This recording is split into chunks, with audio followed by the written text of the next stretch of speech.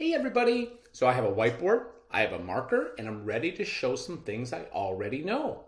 What we're looking at today is some quick review problems that are going to feel, like things I've seen before last week, yesterday, maybe last year. Anyway, up at the top it says, how many sides and how many corners do each of these shapes have? So let's take a peek. Okay, so they're showing us a variety of shapes, and we're going to try to stay organized here when we're counting sides and corners for each one. So they have a triangle with 3 sides. Oh, I shouldn't tell you those things. A rectangle, a square, and an oval. All right, so let's talk about sides first. I'm going to go ahead and mark them as I count. 1, 2, 3.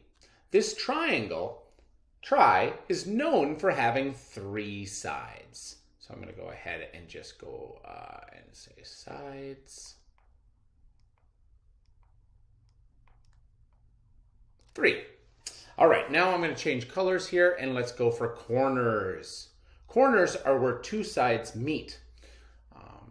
2, 3. Oh, so kind of the same thing. Sides and corners are both 3.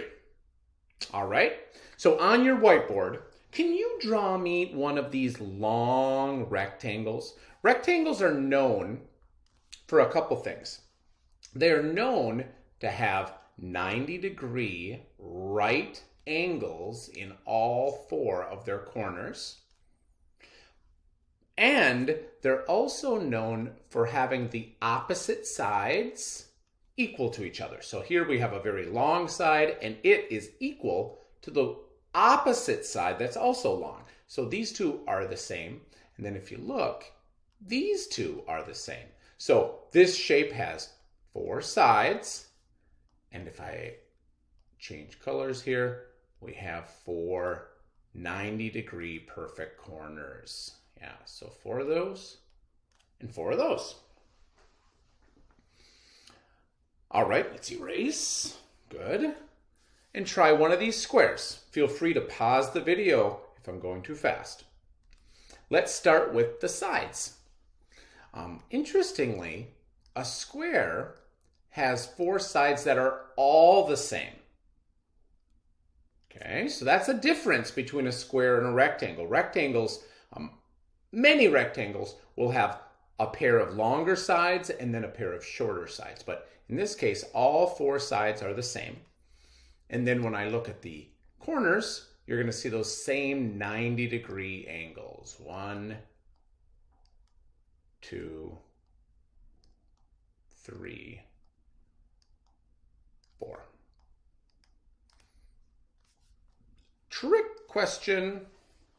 How many sides, now remember, straight edges, how many straight sides does an oval have? Yeah, it has no sides. And if it has no sides, can 2 sides connect to make a corner? No, it has 0 corners. That's a lot of good information right there.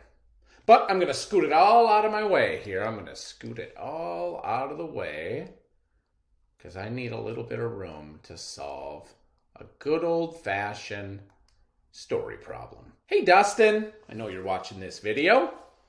Dustin saw 54 ducks swimming in the pond. Hey, Dustin's ducks right there, 54 of them.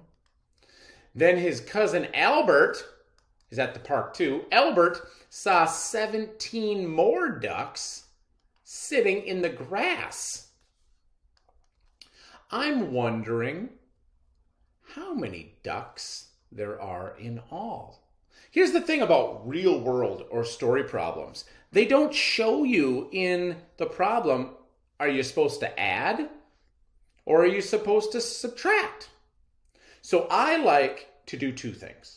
I like to be on the lookout for clue words, but more than that, I like to represent the problem as a model. So here are Dustin's ducks. That's the first part. Here are Albert's ducks. That's the second part. So I have both parts. What I'm missing is I'm missing the whole thing. See how I have a question mark right here? So off to the side over here, I'm going to set up the problem, and I'm going to ask you, do I subtract these numbers to get the whole thing? Or would I add these numbers to get the whole thing? Just look at the bar model. Do you think I subtract or add? Yeah. If I'm looking for a big number, bigger than both the parts, you're going to add those numbers. Yeah. 4 plus 7 is 11. This is what 11 looks like. 11 cannot fit in the ones place, so I'm going to need to regroup that 10 where it belongs, right over there. It's a 10 anyway, so it should be in with the tens. 5 plus 1 and another.